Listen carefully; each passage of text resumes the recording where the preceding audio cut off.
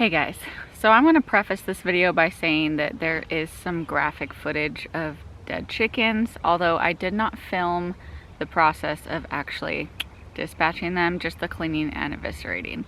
But I did tell you guys that I was going to go over and film the meat bird harvest for our farm, but unfortunately there were several events that happened yesterday that made me unable to film most of the day. But as promised, I'm still going to go over the experience of raising meat birds on this property, as well as my feed costs, my final price per pound, and I did get some video footage recorded, but yesterday did not go as planned.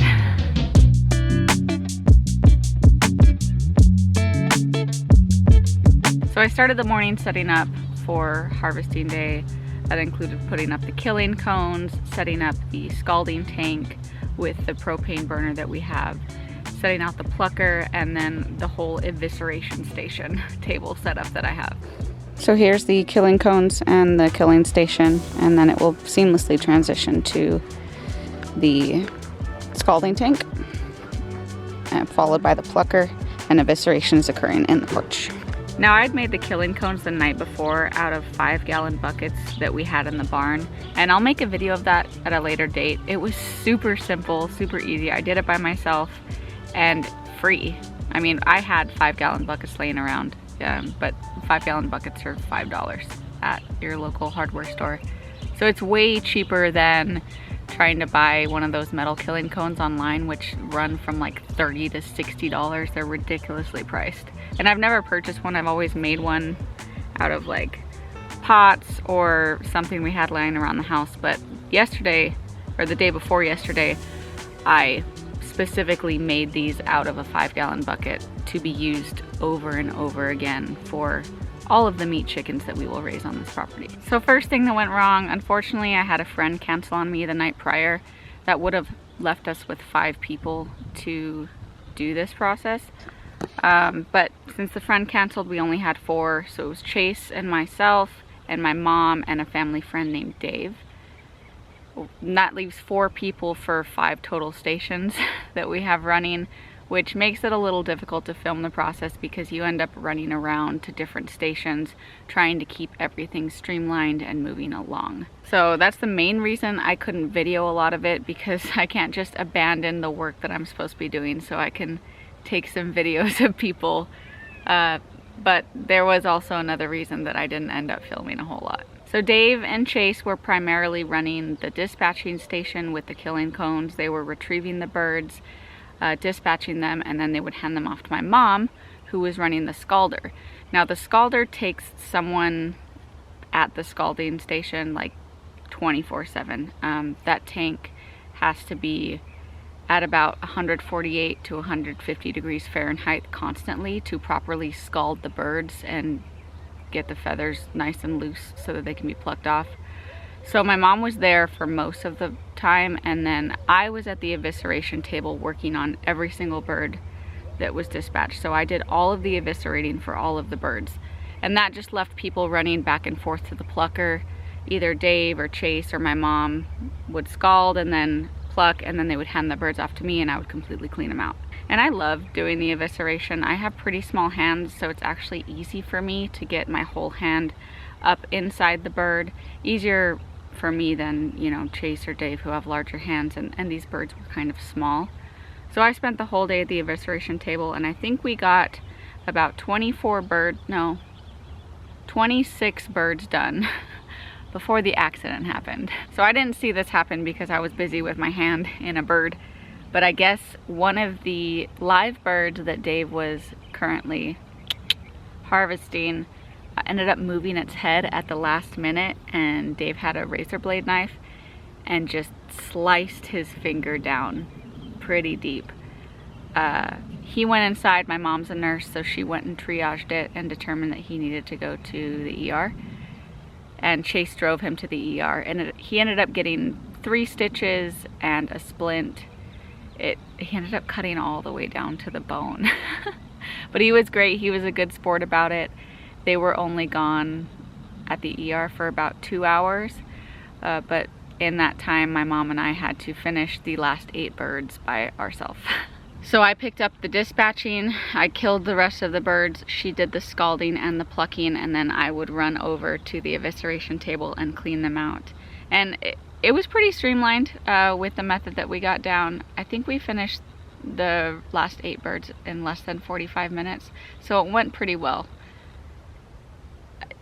Of all the things that happened, everything went pretty well. And by the time they got back, we had finished all of the birds. They were in the cooler in ice, and we had cleaned up most of the processing equipment, and we were setting up the scalder, which had been cleaned, to now use to wrap the birds in poultry shrink bags. And the shrink bag process is usually fairly quick, and it should have been simple and easy, but of course another thing went wrong. I guess last September, when we did our first round of meat birds, I had ordered 100 shrink bags from, I think it's called Texas Poultry Shrink Bags, and then I just took the rest in the same UPS bag that I got them in, and taken them home in the garage. They remained in storage for several months until I pulled them out yesterday morning to use the rest. And I guess somewhere along the way I lost a lot of them, because we only used 40 bags last year for the 40 birds, and we only had 34 this year, so I should have had plenty to use, but we only had around 15. So we went through all the bags and realized, oh, we had no bags left, obviously. Good news is Chase and I own a vacuum sealer, which we do a lot of our deer meat in, and we had plenty of bags that surprisingly fit these birds in them, so we were able to vacuum seal the rest of the birds. Unfortunately, vacuum sealing takes way longer than using the shrink wrap bags in hot water. I want to say it took like 4 times as long as if we just had shrink bags. And also those vacuum seal bags are expensive, so we went through a lot of our vacuum seal plastic on those birds, which is unfortunate. The Texas poultry shrink bags are pretty pricey too, so I guess it's a give and take. But all in all of the birds are done. They're all harvested, they're all packaged, and they're all in the freezer, albeit some unfortunate series of events along the way. Now, as for the chicken itself, the size was pretty disappointing. They're definitely edible. They're more of like a roaster, like those small rotisserie chicken sizes that you see in the store. And as I said before, this was all an experiment. How would I be able to feed as little as possible and run them on my desert soil? But the experiment was disappointing. So out of 34 birds, we had a total of 115 pounds, which is a far cry from the over 200 pound harvest we had with 40 birds last year at my mom's. So I kept records using this of all of the feed that I bought, as well as 1 bag of chick grit that I used when we got the chicks, and then also the cost of the birds that I ordered, which was 35 Cornish cross. We lost 1. But the total amount that I spent on feed, the birds, and the chick grit was about $333. I bought 1 50-pound bag of starter feed, and then 7 bags of grower feed that were all 40 pounds, as well as 1 sawdust bag and 1 $10 bag of chick grit. So that total was $333. And excuse me, sorry, the total poundage of meat we got from the birds was 125 pounds, not 115. So all of that came out to about $267 a pound per bird, which is good. I am pleased with that amount. It's less than I can get in the store, and it is leagues less than I can get for actually buying pastured poultry. But it's way less than we got last year when the chicks were run on my mom's pasture, which is full of grass, it's irrigated, and they just had more to eat, more to forage. But I'm still happy. I'm still happy with the price per pound that we got. It is gonna be a little difficult because with the kids here, it's 5 total people eating. I can just spatchcock 1 whole bird and feed everyone. but with the size of some of these guys, I'm gonna have to do 2 because they're cute little roasters. Let me show you. So these are our little chickens. I don't like these bags that they're in, but we ran out of shrink bags. Here are their feet, which I do save because I use this in soups, stews. When I make chicken broth or bone broth, I also throw feet in there. The feet are excellent sources of collagen, so that's why I keep them. They're also good dog treats.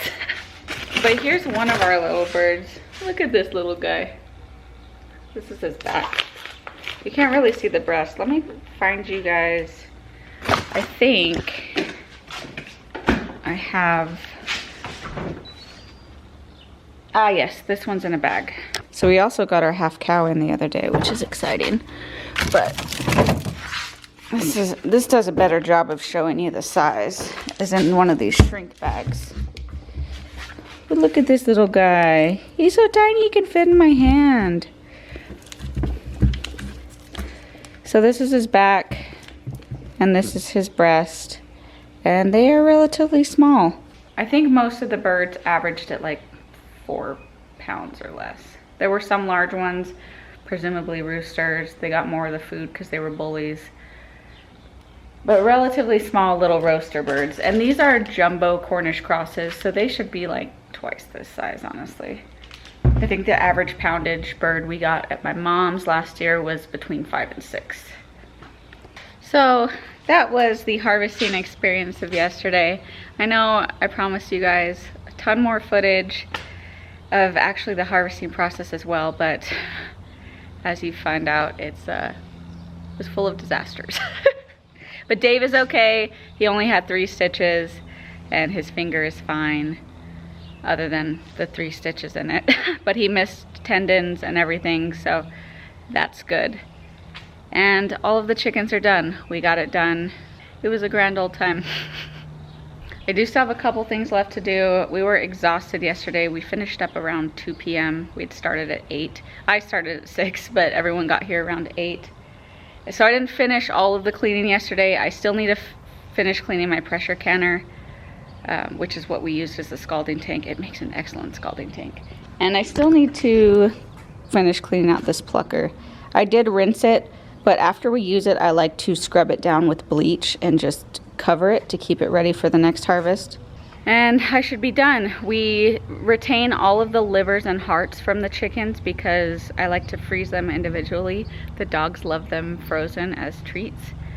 But the heads, the feathers, I put in the compost. Well, the entrails and the heads I do not put in the compost, but I dig a hole next to a large tree that we have in the yard and I will bury that, and then it will, over time, in the ground become compost.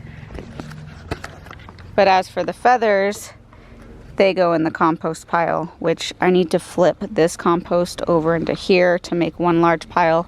And as you can see, that is blood. So we save the blood from the kills as well. It's nitrogen rich, full of it, and we just dump it on the compost pile. We use every part of the chicken. We may not eat every part of the chicken, but we are absolutely not letting any of it go to waste, and in my opinion, that is the best way to honor the animal. So I want to just preemptively thank you all for understanding. Yesterday was a big old mess and I could not run around with my camera and be derelict in my own duties to get footage of everything. But I hope there's enough. I'm going to intersperse this video with the little footage that I got. And this fall, we will be running more me birds. My mom has agreed to again do them at our house. They will definitely be bigger this time because she has a full lawn that is irrigated, and that will be awesome. But these little guys, they're gonna be cute little roasters. I kind of want to build like some sort of rotisserie thing over a fire. That would be neat. I'll let you know how it goes. Thanks for joining me, and I will catch you on the next one.